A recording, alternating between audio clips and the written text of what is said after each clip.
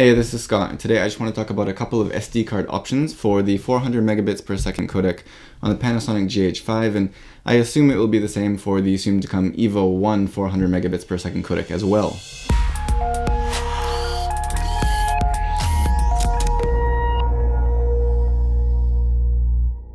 I've been testing some cards from both Angelbird and Delkin. They're both v90 UHS2 cards. You can check the links down below if you want to see the availability or pricing in your area. That might differ depending on where you are. But they're both v90, and for now, just to start off with a good note, they both do work with no problems using the 400 megabits per second codec.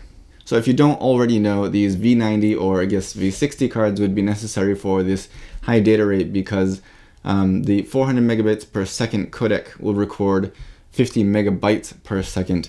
And some cards might be rated, they might say on the card that they have a higher speed than that, higher write speed. But if it's not a v90, v60 rating, then that's not a guaranteed sustained data rate. That's kind of the maximum of what you can expect.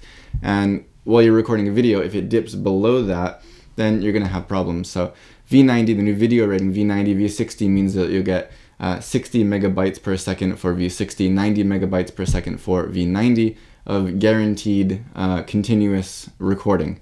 So again, for video, that's going to be necessary, especially with the pretty heavy codec of the 400 megabits per second codec in the GH5, and it will be soon added to the EVA1 as well.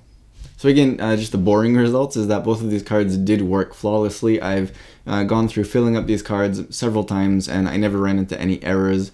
I did see in another video that somebody mentioned the Delkin cards took a little bit longer to close the file when you stopped recording, more than a few seconds, and although the files were fine, that was kind of a sign that something might not be quite right inside the card. And I just wanted to say that for me, I got the kind of newer, updated Delkin cards. They're the new design, and I guess that means that something on the inside was changed as well, because for me it works just fine. Both on the Angelbird and the Delkin cards, when I stop recording, it closes the file in under a second, pretty much identical times on both cards. So whatever that issue was, it seems to have been fixed. What I was able to find with the Angelbird cards that I wasn't able to test with the Delkin cards because I only have one, is that I was able to do the backup recording, the simultaneous recording to both Angelbird cards at the same time using the 400 megabits per second codec. I did get these in a matched pair, and I've heard that that actually is pretty important. If you get even two of the same card but you buy them separately, people have said it doesn't work. So if you do want to have that ability to record to both cards at the same time, just make sure that you get one of the matched sets from Angelbird, two of pretty much the identical card, and you shouldn't have any problems. It might work with Delkin, but again, I only have one card, so I haven't been able to try it. So of course there are a lot of other different cards that you could use with this new codec, but I just wanted to let you know that these two both worked flawlessly for me. And also, if you do want something that should be guaranteed to work in that kind of backup recording, double recording style, the Angelbird cards have been working for me with no problems. So if you want to do that, if you want to have that option, then I'd recommend going and getting those cards.